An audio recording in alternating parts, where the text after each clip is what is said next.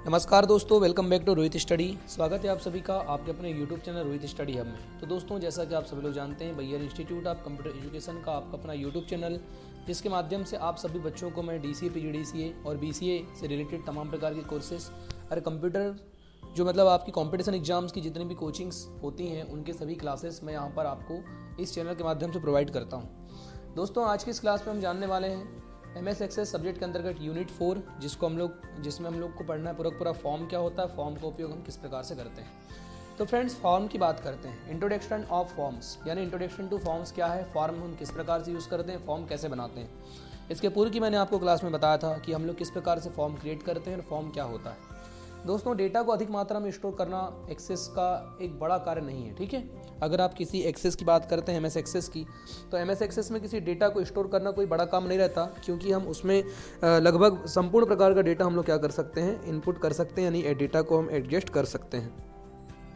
दोस्तों, यहाँ पर हमको ध्यान देना है, जब भी हम किसी डेटा को मतलब हम टेबल के रूप में भी डाल सकते हैं, क्यूरी के रूप में डाल सकते हैं, फॉर्म के रूप में डाल सकते हैं, रिपोर्ट के रूप में डाल सकते हैं।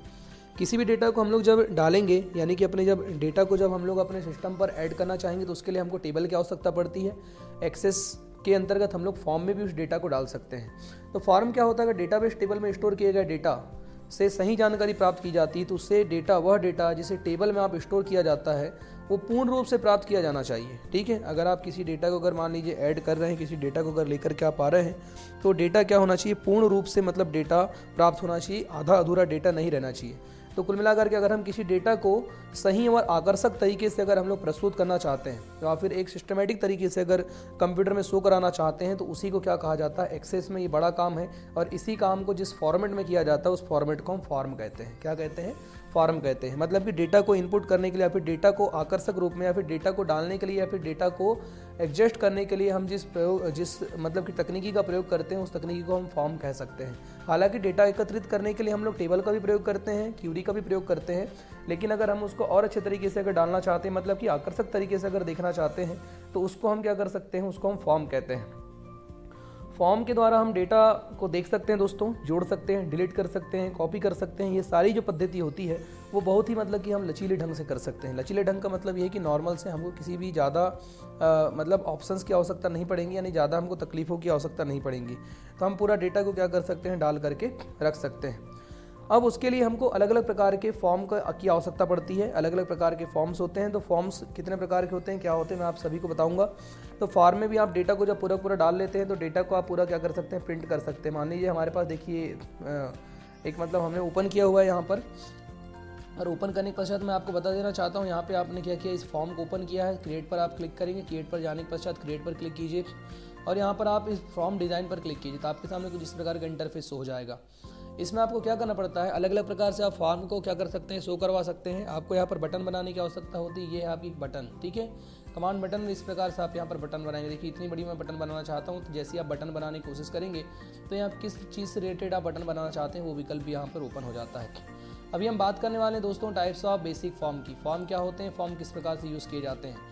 तो कार्य के अनुसार फॉर्म को 6 प्रकार से बांटा गया है। कितने प्रकार से बांटा गया है, 6 प्रकार से हमने फॉर्म को बांटे हैं, मतलब टाइप्स ऑफ बेसिक फॉर्म। कार्य के अनुरूप या कार्य के अनुसार 6 प्रकार के फॉर्म होते हैं, जिसमें हम पहला फॉर्म की बात करते हैं, कॉलम फॉर्म। फर्स्ट फॉर्म हमारा कौन सा हो जाएगा, कॉलम फॉर्म। तो कॉलम फॉर्म क्या होता है, कॉलम फॉर्म का उपयोग हम किस प्रकार से करते हैं। नॉर्मल आपको ध्यान देना है कि जब भी आप किसी डेटा को भरते हैं, जब भी आप किसी जानकारी को भरते हैं, या फिर जानकारी को जब हम लोग फिलअप करते हैं, तो उसको हम लोग क्या बोलते हैं, फॉर्म ही कहते हैं। क्या कहते हैं, फॉर्म, यानी वही होता है कॉलम फॉर्म।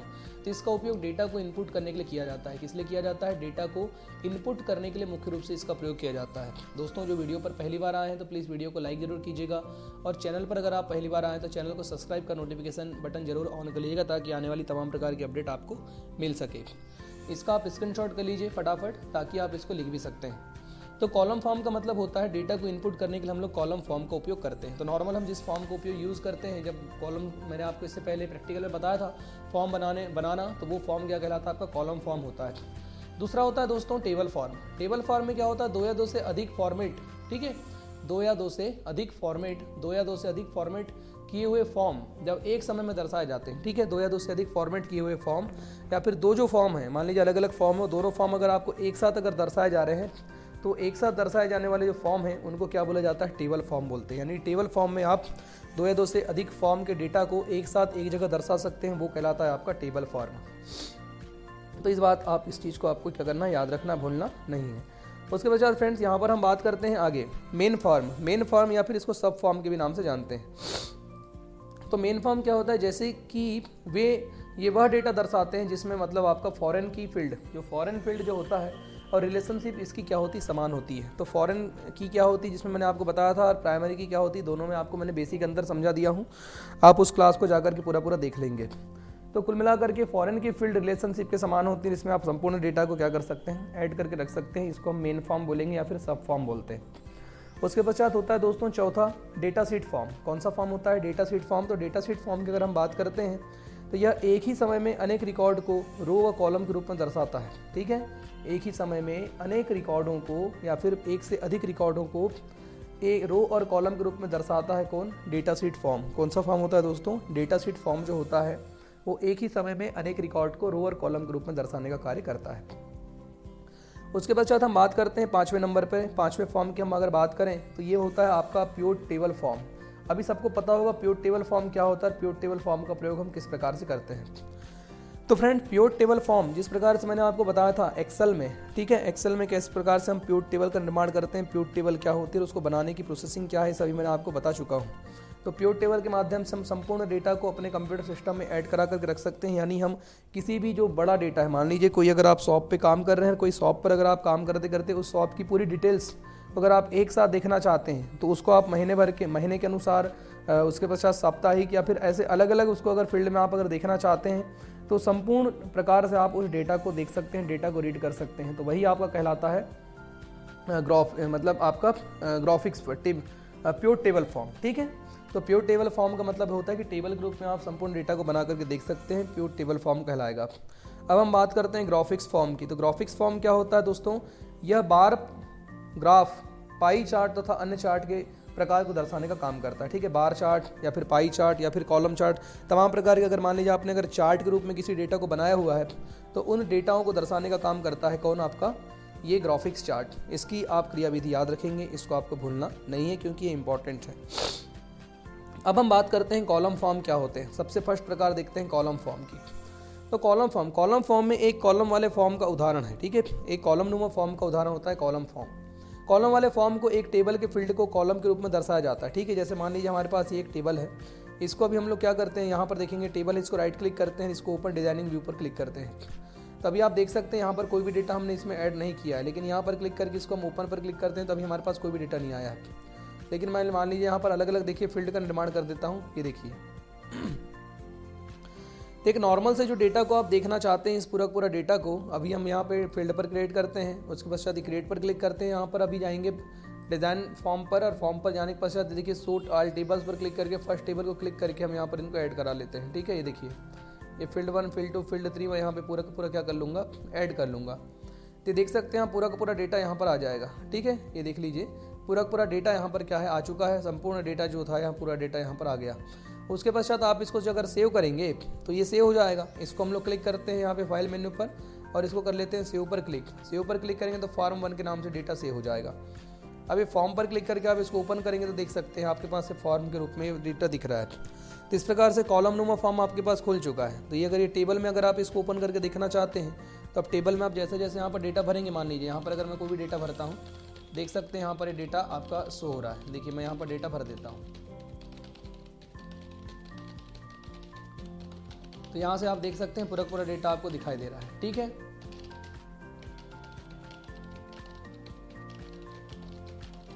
देख लीजिए यहाँ पर हमने डेटा सेव किया, इसको हम सेव कर देते हैं। अब आप इसको अगर फॉर्म के रूप में ओपन करके देखेंगे, ठीक है, फॉर्म पर क्लिक करते हैं, राइट क्लिक करके ओपन पर क्लिक करते हैं, तो यहाँ से आप इसमें भी आप डेटा को भर सकते हैं। ठीक है, यहाँ से भी अगर आपको डेटा भरना चाहें तो आप वो डेटा को भर सकते हैं। लेकिन देख लीजिए वो डेटा 7वें नंबर 8वें नंबर पे आ रहा है क्योंकि 5 डेटा हमने ऑलरेडी उधर भर चुका था। इसको हम कर लेते हैं यहाँ पर सेव। अब इसको जाते हैं टेबल पर राइट क्लिक करके करते हैं ओपन। तो यहाँ पर 6 डेटा हमने भरा था और फॉर्म के अंतर्गत हमने जाकर के डेटा भरा था कितने, यहाँ पर देखेंगे 4 डेटा थे। नीचे से आप इधर प्लस कर करके ऐसा देख सकते हैं। तो इस प्रकार से अलग अलग डेटा को आप ऐसा डाल करके रख सकते हैं। कॉलम नुमा फॉर्म होता है, कॉलम नुमा फॉर्म की विशेषता होती है। तो कॉलम फॉर्म एक कॉलम फॉर्म का उदाहरण है। कॉलम वाले फॉर्म को एक टेबल के फील्ड के कॉलम के रूप में दर्शाया जाता है प्रत्येक रिकॉर्ड की वैल्यू, ठीक है, प्रत्येक जो रिकॉर्ड है उसमें जो डाली जाने वाली जो वैल्यू है, जो हम वैल्यू उसमें डाल रहे हैं, तो प्रत्येक रिकॉर्ड की वैल्यू प्रत्येक फील्ड के साथ दर्शाई जाती है, ठीक है। जिस रिकॉर्ड की वैल्यू रहेगी उसी रिकॉर्ड के साथ, उसी फील्ड के साथ वो दर्शाई जाती है। इस बात को आपको ध्यान देना है। वे भी कॉलम के फॉर्मेट में होते हैं। किस फॉर्मेट में होते हैं दोस्तों? कॉलम के फॉर्मेट में होते हैं।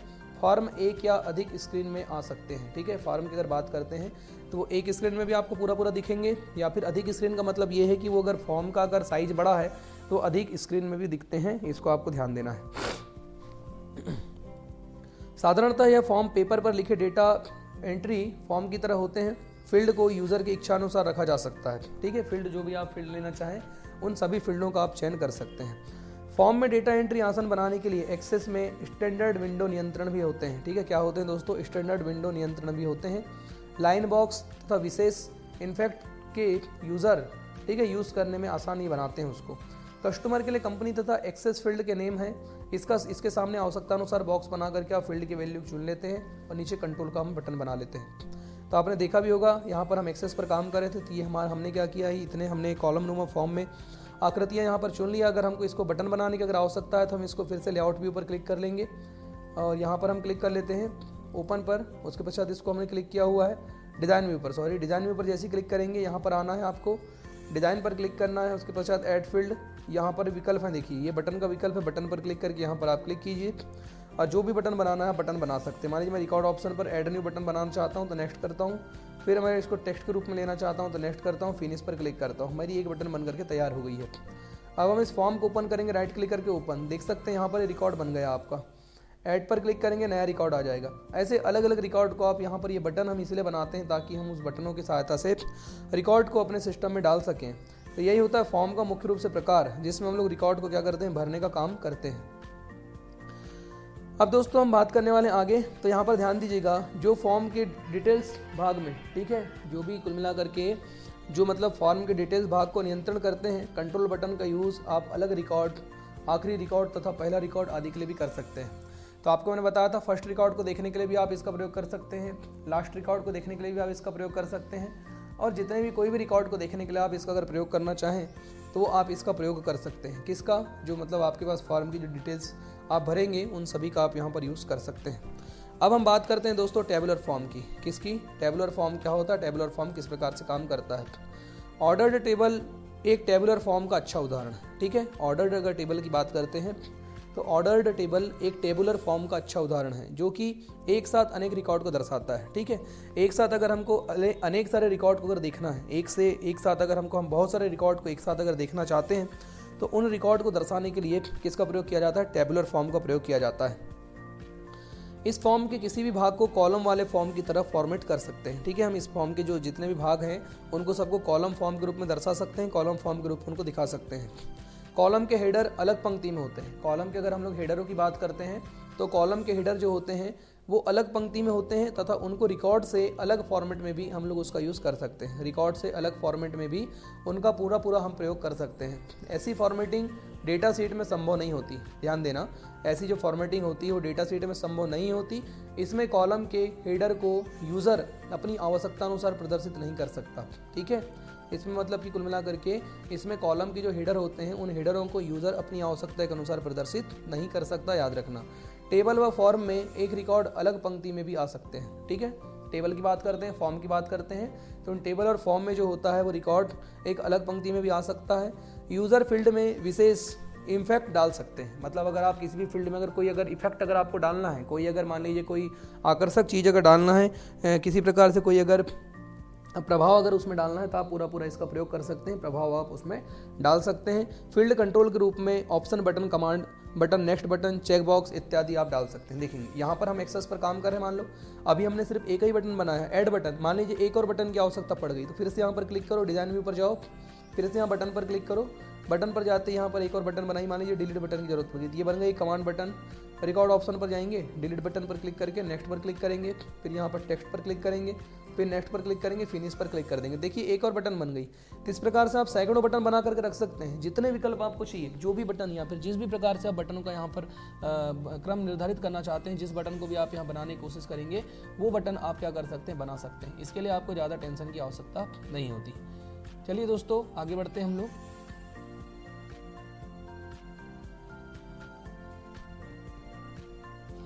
फ्रेंड्स सभी को समझ में आ रहा है कि नहीं, सबसे पहले मुझे कमेंट करके बताइए जल्दी से जल्दी।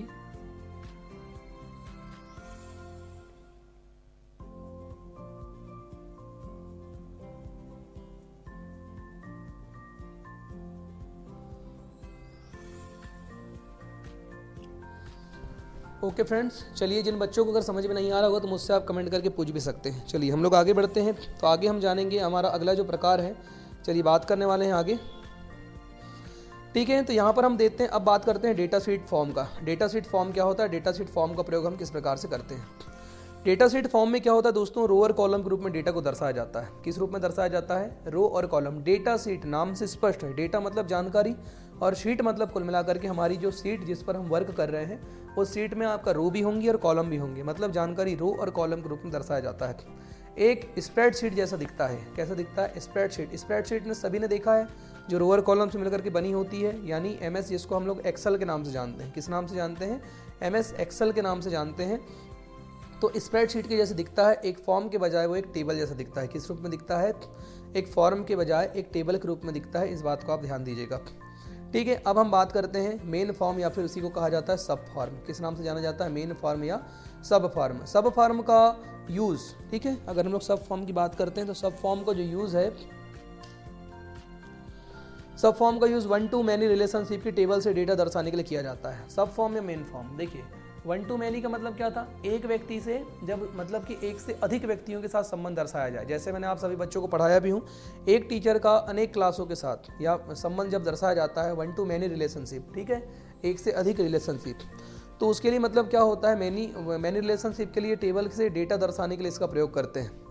इसमें दोनों टेबल एक साथ कार्य करते हैं। किसमें, मेन फॉर्म की अगर बात करते हैं तो मेन फॉर्म में दोनों टेबल एक साथ कार्य करते हैं। इसलिए प्रत्येक टेबल के लिए जो होता है वो फॉर्म की आवश्यकता पड़ती है। हर एक टेबल के लिए फॉर्म की आवश्यकता पड़ती है। हर एक टेबल के लिए फॉर्म आपको दिखाने की जरूरत पड़ेगी, फॉर्म लगाने की आपको आवश्यकता पड़ेगी।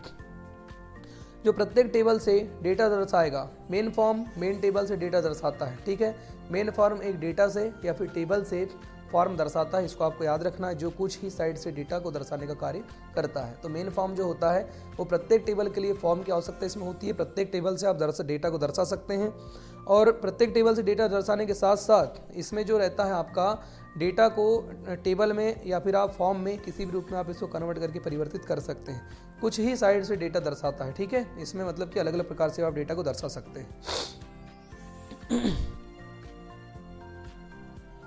फ्रेंड्स, अब हम बात करने वाले हैं ऐड हेडर एंड फूटर की। हेडर और फूटर क्या होता है, अब सारे बच्चों को पता होगा हेडर और फूटर क्या होता है। मैंने सभी बच्चों को यहाँ पर पढ़ाया हूँ। जिन बच्चों को अगर हेडर फूटर याद नहीं होगा तो वो फिर से हेडर फूटर कर लेंगे।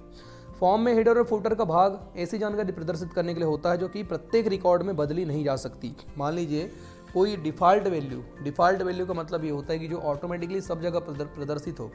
तो हम चाहते हैं कि हम अपने डॉक्यूमेंट में, यानी हम अपने पेज में या फिर हम अपने जो पेज है या फिर हमारा जो डॉक्यूमेंट है, उस डॉक्यूमेंट में अगर पूर्ण रूप से किसी डेटा को डालना चाहते हैं, उस डॉक्यूमेंट में अगर पूर्ण रूप से हम किसी डेटा का उपयोग करना चाहते हैं कि वो डेटा जो रहे वो मतलब ऑटोमेटिकली सारे पेज पर प्रिंट हो, सारे पेज पर एक जैसा छपे, तो उसी पद्धति को कहा जाता है हेडर एंड फूटर।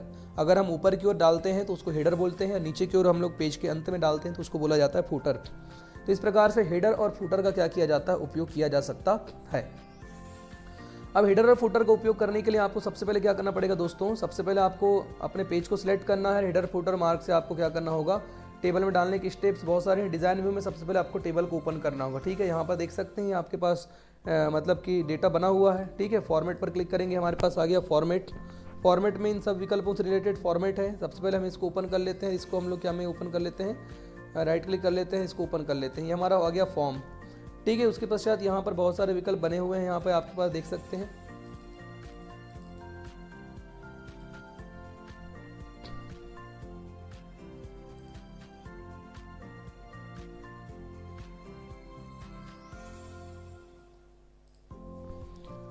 चलिए हम लोग यहाँ पर हेडर लगाने की कोशिश करके देखते हैं।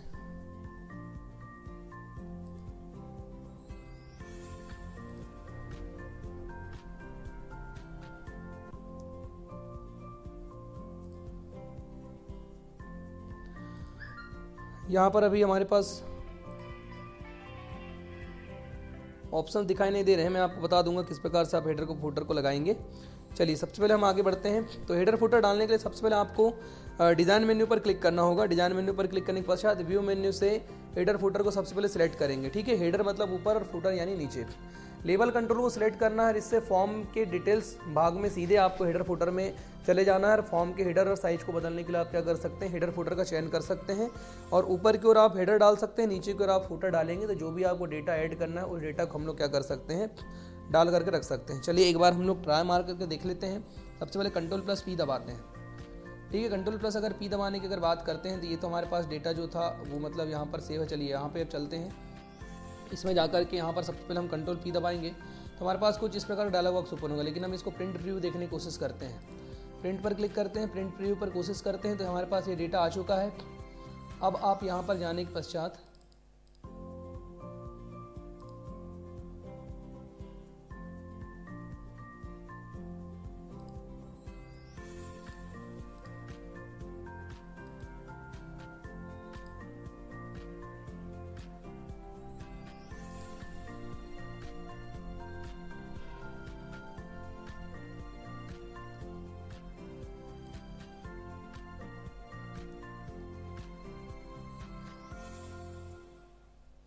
हाइपरलिंक तो ये दिया हुआ है दोस्तों मोर फील्ड में, यहीं पर रहते हैं बहुत सारे विकल्प। इसमें से हम कहीं देख सकते हैं हमारे पास अगर हेडर फुटर का विकल्प,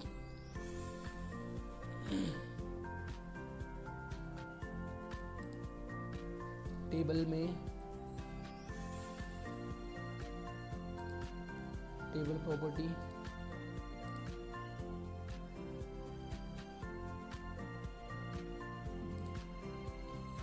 शायद इसमें सुविधा यहाँ पर हमको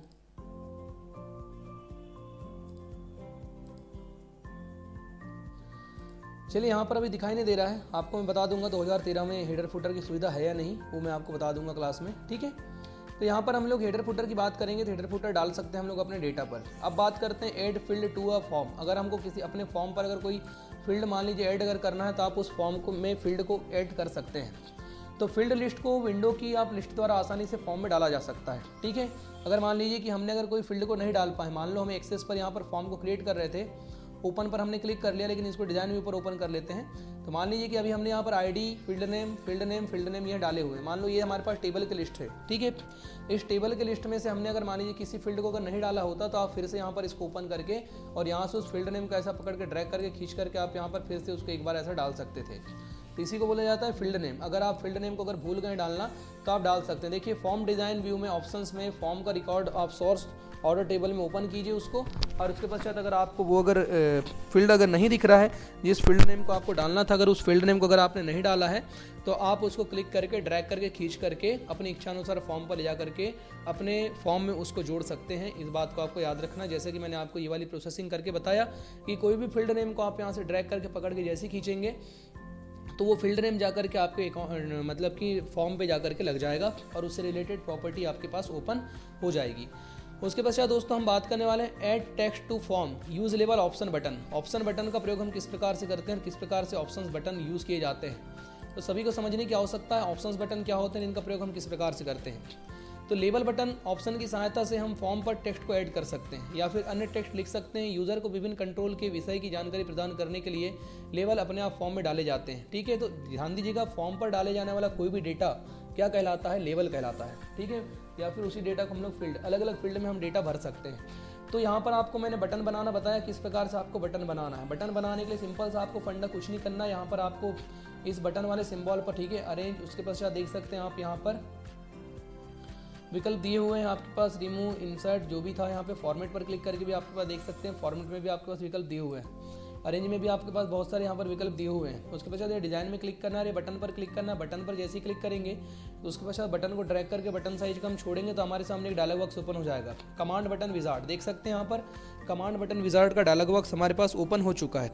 अब ये वो डायलॉग बॉक्स है, इसकी सहायता से हम जो भी डेटा को हम देखना चाहते हैं, कोई भी डेटा अगर हम अपने कंप्यूटर पर देखना चाहते हैं और उस डेटा से रिलेटेड हम बटन बनाना चाहते हैं तो यहाँ पर आपके पास 2, 4, 6 विकल्प आपके पास 6 कैटेगरी है यहाँ पर देख सकते हैं। रिकॉर्ड नेविगेशन की, रिकॉर्ड ऑपरेशन की, फॉर्म ऑपरेशन की, रिपोर्ट ऑपरेशन की, एप्लीकेशंस की, और यहाँ पर मतलब कि जो भी 6 मतलब कैटेगरी हैं और 6 के अंतर्गत आपके अलग अलग एक्शंस हैं। तो कोई भी आप यहाँ पर बटन उसको नेक्स्ट पर क्लिक करेंगे, टेक्स्ट पर क्लिक करेंगे या फिर पिक्चर जिस रूप में लेना चाहते हैं, फिर नेक्स्ट पर क्लिक करो, अंतिम में फिनिश पर क्लिक कर दो, तो वही रूप में यहाँ पर आपके सामने बटन बन करके तैयार हो जाएगी। तो दोस्तों कमांड बटन क्या होती है? कमांड बटन किसी भी आदेश को देने के लिए हम कमांड बटन या लेबल ऑप्शन बटन का प्रयोग करते हैं। उदाहरण के लिए देखिए, यूजर अन्य control text box combo box अगर डालना चाहता है, जिसके लिए आप लेबल को डिलीट किया जा सकता है और उसको चेंज भी किया जा सकता है। इसके डिफ़ॉल्ट नेम फील्ड के कैप्शन प्रॉपर्टी में दिखाई देते हैं। यदि इस प्रॉपर्टी को खाली रखा जाए तो फील्ड का नाम लेबल के रूप में रखा जाता है। लेबल का यूज़ हम फॉर्म में किसी प्रकार का टेक्स्ट डालने के लिए कर सकते हैं। ठीक है, फॉर्म में लेबल का प्रयोग हम किस लिए करते हैं? अपने फॉर्म में किसी प्रकार से अगर आपको टेक्स्ट को अगर डालने की आवश्यकता है या फिर अगर कोई टेक्स्ट को अगर आप डालना चाहते हैं तो उसके लिए आप लेबल का चयन कर सकते हैं। उसके पश्चात दोस्तों अब हम बात करने वाले हैं लेबल का यूज़ हम फॉर्म में डालने के लिए। तो देखिए, लेबल टूल बार पर क्लिक करके या फिर लेबल को ड्रैग करके भी आप उसको फॉर्म में डाल सकते हैं। तो वही मैंने अभी आपको बताया कि अगर मान लीजिए इस आईडी को आप डबल क्लिक करेंगे, देखिए ऑटोमेटिकली यहाँ पर आईडी जुड़ गई है अभी। लेकिन अगर मान लीजिए चलिए मैं इसको यहाँ से डिलीट कर देता हूँ, ठीक है, इसको मैं यहाँ से डिलीट कर देता हूँ, ये सब मैं यहाँ से डिलीट कर दे रहा हूँ। ये देख सकते हैं आप, यहाँ से मैंने ये सब डिलीट कर दिया।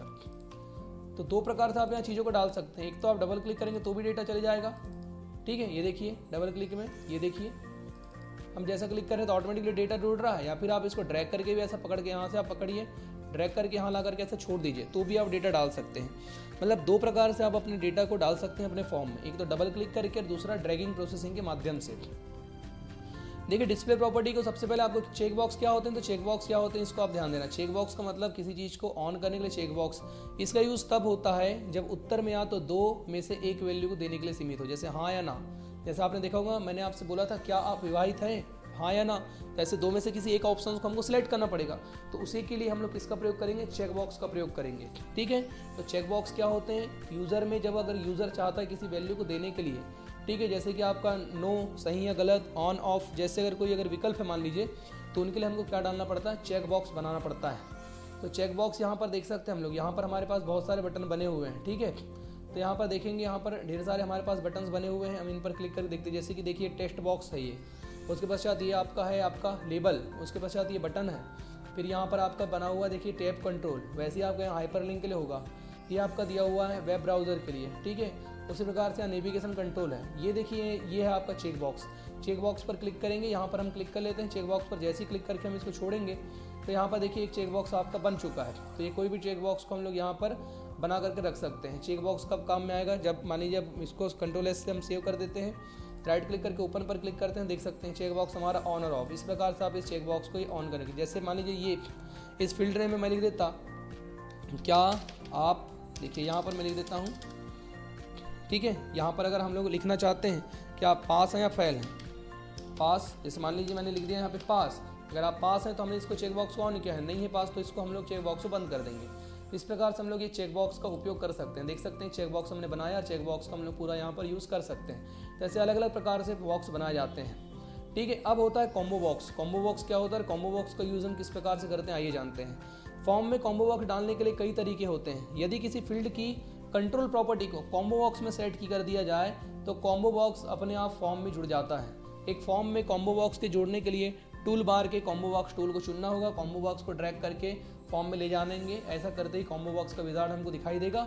वो हमसे पूछता है कि यूज़र वैल्यू अपने आप डालना चाहता है या फिर वो टेबल या क्यूरी से डेटा लेना चाहता है, ठीक है। तो कॉम्बो बॉक्स इसलिए होता है अगर आप किसी टेबल में डेटा को बाय डिफ़ॉल्ट रूप से अगर डालना चाहते हैं, किसी डेटा को अगर आप बाय डिफ़ॉल्ट रूप से सेट अगर आप करना चाहते हैं तो उसके लिए आप किसका प्रयोग कर सकते हैं? उसके लिए आप उपयोग कर सकते हैं कॉम्बो बॉक्स का।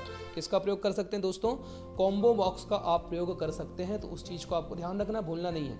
कॉम्बो बॉक्स क्या होता है, कॉम्बो बॉक्स किस प्रकार से यूज़ किया जाता है, वो दोनों चीज़ें आपको ध्यान देना है और याद रखना है, ठीक है। चलिए इसको स्क्रीनशॉट कर लीजिए ताकि आपको लिखने में आसानी होगी। उसके बाद हम बात करने वाले हैं लिस्ट बॉक्स फ्रॉम विजार्ड। अगर आपको फ्रॉम विजार्ड की सहायता से लिस्ट बॉक्स का निर्माण करना है तो कैसे करेंगे? तो फ्रेंड्स, कॉम्बो बॉक्स जो होते हैं ये कॉम्बो बॉक्स से मिलते जुलते होते हैं, ठीक है, परंतु ये 3 प्रकार से उनको अलग करते हैं। ये स्क्रीन में अधिक स्थान लेते हैं। लिस्ट बॉक्स फ्रॉम विजार्ड, ठीक है। लिस्ट बॉक्स का मतलब तो सभी को पता ही होगा। लिस्ट अगर आप बना रहे हैं तो लिस्ट के रूप में अगर ड्रॉप डाउन लिस्ट बॉक्स जो खुलते हैं उनको हम लिस्ट बॉक्स के रूप में जानते हैं। स्क्रीन में ये अधिक स्थान लेते हैं। ये यूज़र को प्रदर्शित सूची में से ही वैल्यू को सिलेक्ट करने के लिए बाध्य करते हैं। यानी जो वैल्यू आपके पास सिलेक्टेड है उन्हीं सिलेक्टेड वैल्यू को ही आप देख सकते हैं। इस ऐसे प्रकार से यूज़र को क्या करते हैं, बाध्य करने का काम करते हैं। अर्थात यूज़र न्यू वैल्यू नहीं डाल सकता, ठीक है। जो वैल्यू पहले से सिलेक्टेड थी उसी वैल्यू को आप डाल सकते हैं। यूज़र जो होता है वो नया वैल्यू मतलब कि अलग से वैल्यू अगर डालना चाहे तो नया वैल्यू इसमें नहीं डाल सकता, ठीक है। इनका यूज़ आइटम सेलेक्ट करने के लिए किया जाता है। दोस्तों इनका प्रयोग जो होता है वो किसी आइटम को सिलेक्ट करने के लिए इनका प्रयोग किया जाता है, ठीक है। कॉम्बो बॉक्स की तरह एक फील्ड की डिस्प्ले प्रॉपर्टी को लिस्ट बॉक्स पर सेट किया जा सकता है, ठीक है। अगर आप कॉम्बो बॉक्स में जिस प्रकार से डिस्प्ले प्रॉपर्टी लगाते हैं वैसे यहाँ पर भी आप डिस्प्ले प्रॉपर्टी को सेट कर सकते हैं। इसमें फील्ड का फॉर्म पर क्लिक तथा ड्रैग करके इनको क्या किया जाता है, पूरा सिलेक्ट किया जा सकता है। और जब इनको सिलेक्ट कर लेंगे तो एक बॉक्स से जुड़ जाएंगे, और जब ये बॉक्स से जुड़ जाएंगे तो लिस्ट बॉक्स विजार्ड जो होगा वो कॉम्बो बॉक्स की तरह ही होता है। इस चीज़ को आपको सबसे अच्छी तरीके से याद रखना, ठीक है। अब बात करते हैं लिस्ट बॉक्स विजार्ड क्या होता है। तो इसमें क्या होता है, प्रोसेसिंग में लिस्ट बॉक्स विजार्ड जो होता है उसके पहले स्टेप्स में यूज़र से पूछता है कि लिस्ट बॉक्स टैब या क्यूरी किसके डेटा को आप उसमें डालना चाहते हैं। दूसरी सबसे महत्वपूर्ण बात आपको याद रखना है कि लिस्ट बॉक्स विजार्ड का जो दूसरा स्टेप में यूज़र को टेबल या क्वेरी सिलेक्ट करने के लिए बोलता है, ठीक है। तीसरे विजार्ड में स्टेप हमको फील्ड सिलेक्ट करना पड़ता है। वैसे चौथे स्टेप में आप फील्ड की चौड़ाई को ले सकते हैं कि कितनी चौड़ाई में आप डेटा को लिखना चाहते हैं, कितनी चौड़ाई में आप डेटा को लगाना चाहते हैं। पांचवें स्टेप में यूज़र को बताता है कि एक्सेस को सिलेक्ट की गई वैल्यू को याद रखना है और उसको टेबल में स्टोर करना है। और अंतिम स्टेप में वो लेवल का नाम पूछता है और आप जैसे क्लिक करते हैं तो वैल्यू आप उसमें डाल करके उसको रख सकते हैं। अब बात करते हैं दोस्तों क्रिएटिंग टेम्पलेट्स क्या होते हैं। टेम्पलेट्स क्या होते हैं, टेम्पलेट्स किस प्रकार से बनाए जाते हैं। तो एक्सेस फॉर्म को अपनी इच्छानुसार दर्शाने के लिए कई उपक प्रदान किए गए हैं। मतलब आप कई सारे ऐसे तरीके हैं जिनके माध्यम से आप अपने फॉर्म को मतलब एडजस्ट कर सकते हैं, अपने फॉर्म को अच्छा मतलब आप आकर्षक बना सकते हैं। तो इसके अतिरिक्त यूज़र जो रहता है कंट्रोल मतलब की प्रॉपर्टी से जो है डिफ़ॉल्ट प्रॉपर्टी लागू कर सकता है तथा डिफ़ॉल्ट कंट्रोल के एक सेट को टेम्पलेट के रूप में सेट कर सकता है। टेम्पलेट का यूज़, अगर आप टेम्पलेट की अगर बात करते हैं तो टेम्पलेट्स का जो यूज़ है दोस्तों, टेम्पलेट का यूज़ करके आप एक नया फॉर्म भी बना सकते हैं जो कि जिससे आपकी काफ़ी बचत होती है। मैंने आपको बताया था विजार्ड और टेम्पलेट क्या होते हैं। विजार्ड वे प्रोग्राम्स होते हैं जो यूज़र से प्रश्न पूछकर उनकी पसंद जान लेते हैं, लेकिन टेम्पलेट्स वह प्रोग्राम्स होते हैं जिनकी सहायता से हम ऑटोमेटिकली हमारे समय की बचत होती है और हम लोग क्या कर सकते हैं, अपना पेज बना सकते हैं, फॉर्म बना सकते हैं। तो एप्लीकेशन फॉर्म बनाने का मैंने आपको तरीका बताया था टेम्पलेट्स की सहायता से। चलिए मैं एक बार और आपको छोटा सा तरीका बता देता हूँ। तो एक फॉर्म पर आपको किस प्रकार से बनाना है ध्यान दीजिएगा दोस्तों। सबसे पहले आपको क्या करना है, MS एक्सेस पर जाना है, यहाँ क्लिक करना है। उसके पश्चात यहाँ पर क्रिएट पर क्लिक करना है और उसके पश्चात ये देखिए सबसे पहले एप्लीकेशन पार्ट है टेम्पलेट वाला, इस पर क्लिक करना है। सबसे नीचे आना है, यहाँ पर देख सकते हैं ब्लैंक फॉर्म है, यहाँ पर क्विक स्टार्ट, ये कंटेंट पर आप क्लिक करेंगे। कंटेंट पर क्लिक करते हैं आप इसको यस पर क्लिक करना है, इसको भी यस पर क्लिक करना है। फॉर्म 1 के नाम से डेटा हमारा सेव हो जाएगा। उसके पश्चात जैसे ही आप ये डेटा क्लिक करेंगे तो कुछ इस प्रकार से टेम्पलेट्स आपके पास ओपन होंगे और जैसे ही टेम्पलेट टेबल 1 इसको नेक्स्ट पर क्लिक करना है, फिर क्रिएट पर क्लिक करना है। जैसे आप क्रिएट पर क्लिक करेंगे आपके सामने कुछ इस प्रकार से डेटा ओपन हो जाएगा। मैं इसको इनेबल टू कॉन्टेंट पर क्लिक कर देता हूँ। नीचे देख सकते हैं फॉर्म आ गया। कंटेंट डिटेल्स पर क्लिक करके जैसे आप इसको ओपन करेंगे तो आपके पास ये देखिए ऑटोमेटिकली एक फॉर्म बना हुआ खुल जाएगा। तो ये टेम्पलेट्स की सहायता से आप अपने फॉर्म को बना सकते हैं। टेम्पलेट्स की सहायता से आप अपने डेटा को क्रिएट कर सकते हैं। तो ये होता है विजार्ड और टेम्पलेट्स की पूरी प्रोसेसिंग। तो दोस्तों आज के इस क्लास में मैंने आप सभी बच्चों को पूरा का पूरा टेम्पलेट्स की सहायता से पूरा जितना भी फॉर्म के बारे में जो भी जानकारी थी वो सभी जानकारी इस वीडियो के माध्यम से मैंने आप सभी बच्चों को प्रोवाइड करवा दिया हूँ। जिन बच्चों ने इसको लिखा नहीं होगा सभी बच्चे स्क्रीनशॉट करके लिख लेंगे। मिलते हैं नेक्स्ट क्लास में जिसमें मैं आपको बताने वाला हूँ कि रिपोर्ट क्या होता है, वर्किंग विथ रिपोर्ट क्या है, रिपोर्ट किस प्रकार से काम करते हैं और हमारी अंतिम मतलब कि यूनिट होगी यूनिट नंबर 5। तो दोस्तों आपको अगर जानकारी अच्छी लगेगी तो प्लीज़ वीडियो को एक लाइक ज़रूर करके जाइएगा। कोई भी बच्चा डिसलाइक मत करिएगा वीडियो को, और लाइक ज़रूर कर दीजिए। और प्लीज़ कमेंट जिनने नहीं किया तो एक कमेंट करके मुझे ज़रूर बताइए कि आपको वीडियो कैसा लगा। तो बने रहिए रोहित स्टडी हब के साथ। मिलते हैं नेक्स्ट क्लास में।